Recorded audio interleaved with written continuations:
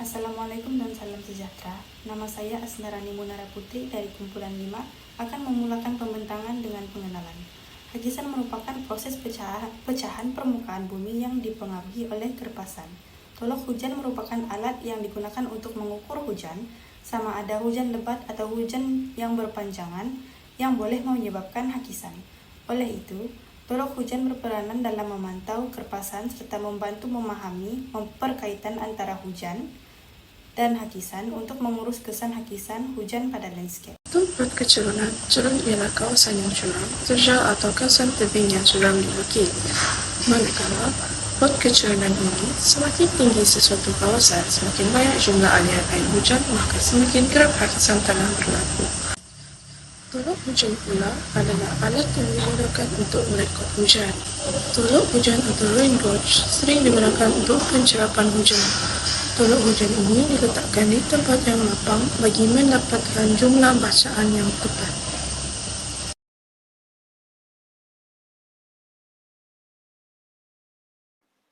Bahan-bahan yang digunakan dalam kajian lapangan ialah pita pengukur, botol 6 liter, tali rafia, besi, selotip dan gunting, pembaris, sudik tangan dan kayu.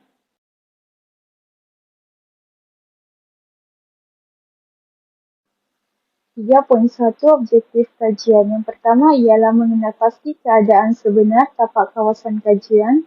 Yang kedua, mengenal pasti kaedah yang digunakan dalam pengukuran hakisan.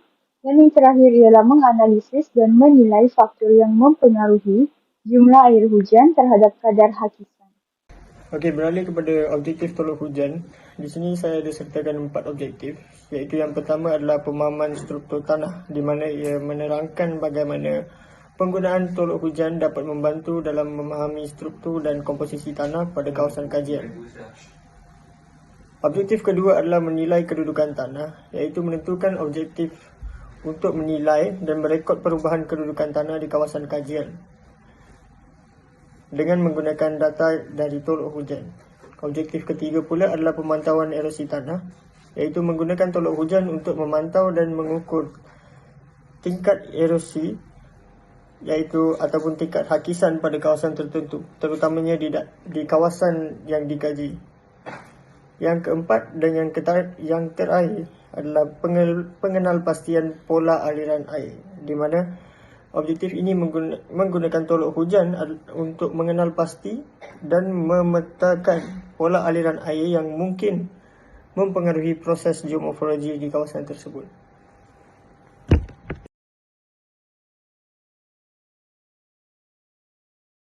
Baiklah, beralih kepada bahagian metodologi kajian.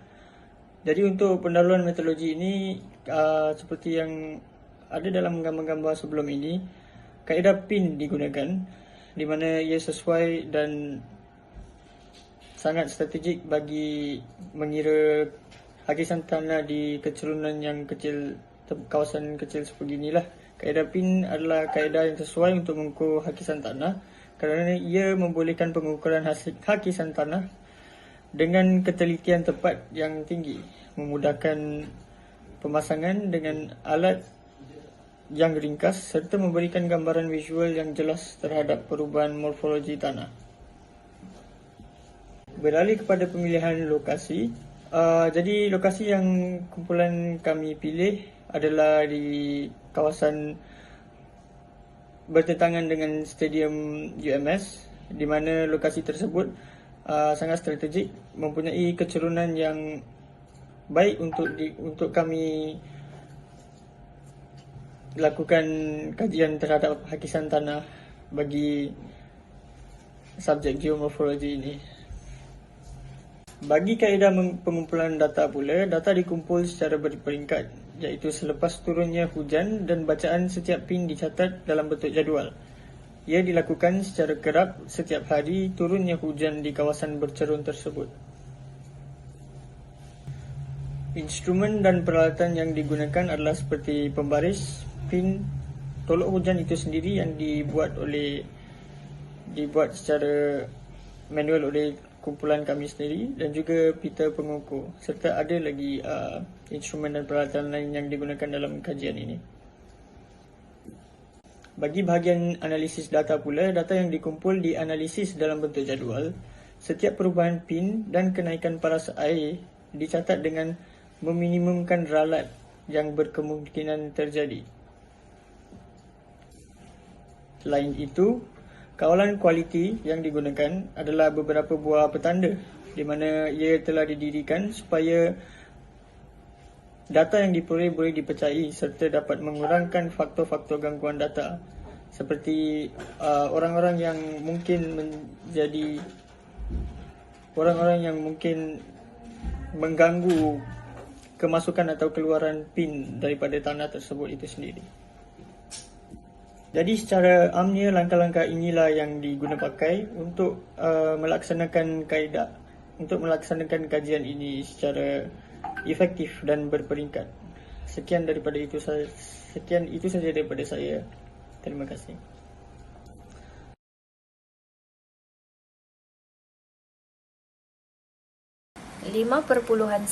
Penyediaan tolok hujan.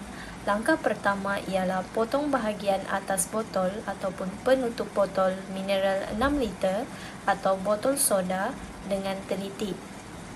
Langkah yang kedua, lekatkan pembaris jernih di sisi tolok hujan dengan menggunakan selotip di mana ukurannya adalah dari bawah ke atas. Langkah yang ketiga, tanggalkan bahagian penutup botol yang telah dipotong dan terbalikkan menjadi corong.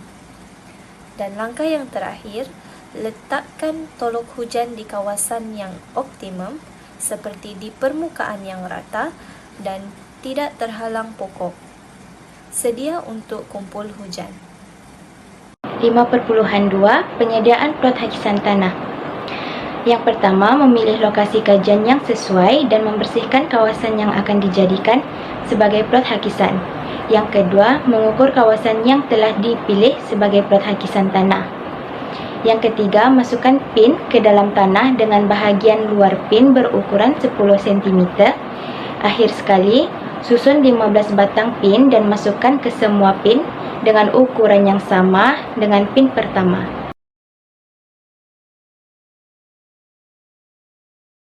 Seterusnya ialah 6.0 kadar kecurunan. Darjah kecurunan biasanya merujuk kepada tahap kecondongan permukaan ataupun objek dari mendatar di permukaan tanah. Cara mengukur kadar kecurunan dapat bervariasi bergantung dengan konteksnya. Kami telah menggunakan telefon pintar untuk mengukur kadar kecurunan dengan menggunakan aplikasi Measure. Telefon pintar diletakkan sejajar dengan permukaan tanah dan kami mendapati bahawa kecondongan permukaan tanah kajian kami ialah negatif 56 darjah.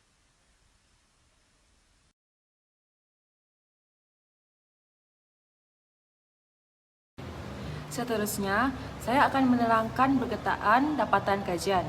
Terdapat 15 pin digunakan dan setiap 5 batang akan dikategorikan dalam satu kumpulan iaitu bahagian A melibatkan batang pin 1, 2, 3, 4 dan 5. Bahagian B melibatkan batang pin 6, 7, 8, 9 dan 10. Dan bahagian C pula melibatkan batang pin 11, 12, 13, 14 dan juga 15. Data bagi plot kecurunan ini diambil secara menegak. Kajian 15 pin plot kecurunan telah dijalankan selama 2 minggu. Pada minggu pertama iaitu bertarikh 15 November 2023, ukuran bagi 15 pin yang keluar adalah semuanya 10 cm, manakala ukuran pin yang ditanam pula ialah 12.5 cm.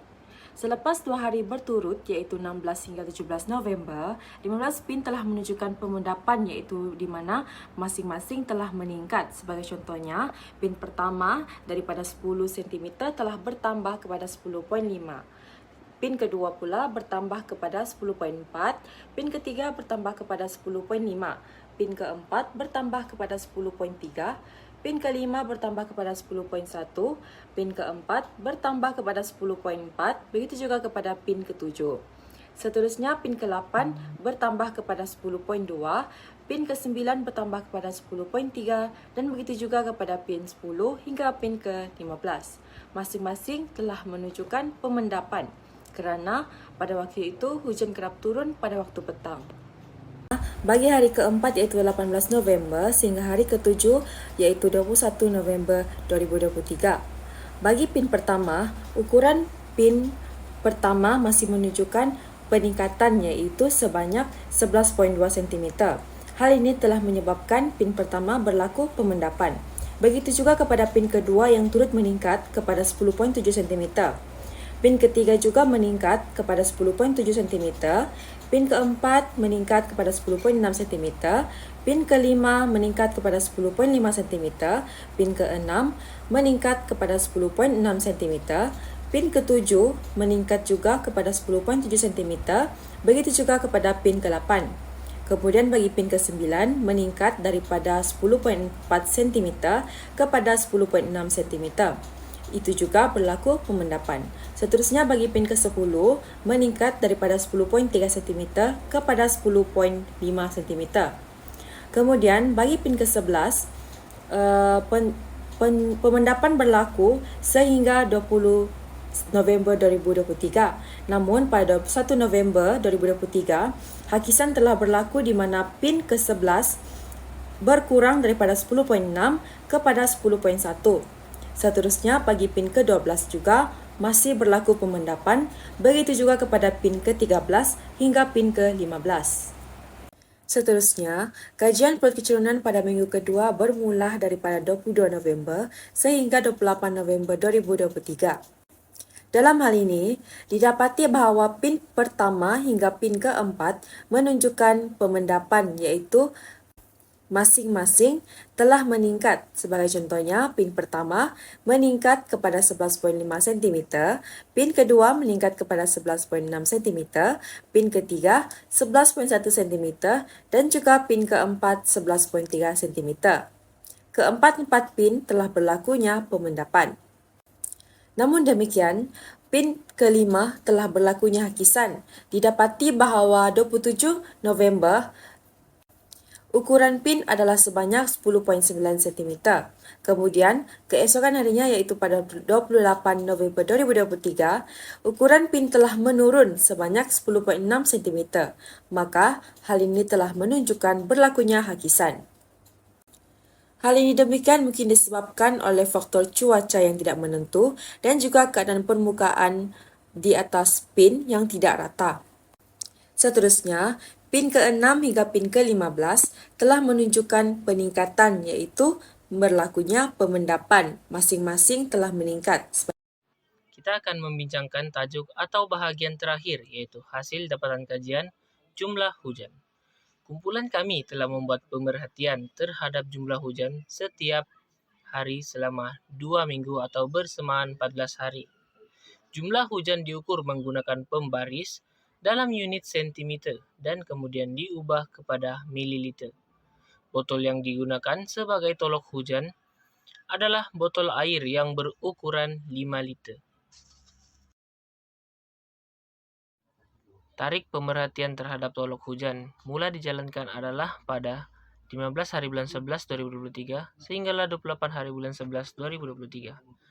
Dalam tempo 14 minggu ini, kita dapat lihat terdapat hari di mana jumlah hujan paling tinggi, jumlah hujan paling rendah, dan juga tiada langsung hujan turun pada beberapa hari, seperti yang tertera dalam jadwal tersebut.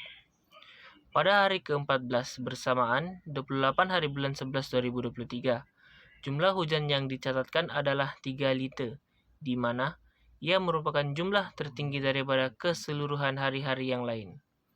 Manakala, jumlah terendah pula adalah 0.5 liter pada hari ke-8 bersamaan 22 hari bulan 11 2023. Untuk hari ke-3, 5, 6, 11, dan 12, mereka tidak mencatatkan sebarang jumlah hujan dan isi padu air dalam botol adalah 0 liter. Oleh itu, kita dapat lihat kadar hujan yang turun mempengaruhi kadar hakisan dan endapan yang berlaku di plot hakisan yang telah dibentangkan tadi. Kesimpulannya, hubungan antara hakisan dan tolok hujan menggariskan peranan penting kerpasan dalam membentuk permukaan bumi. Dengan mengukur taburan hujan, kami memperoleh serapan tentang proses hakisan yang membolehkan pemahaman dan pengurusan yang lebih baik tentang kesan ke atas landscape yang dikaji. Data daripada tolok hujan menyumbang kepada kawalan hakisan yang berkesan dalam strategi pengurusan tanah. Sekian dan terima kasih.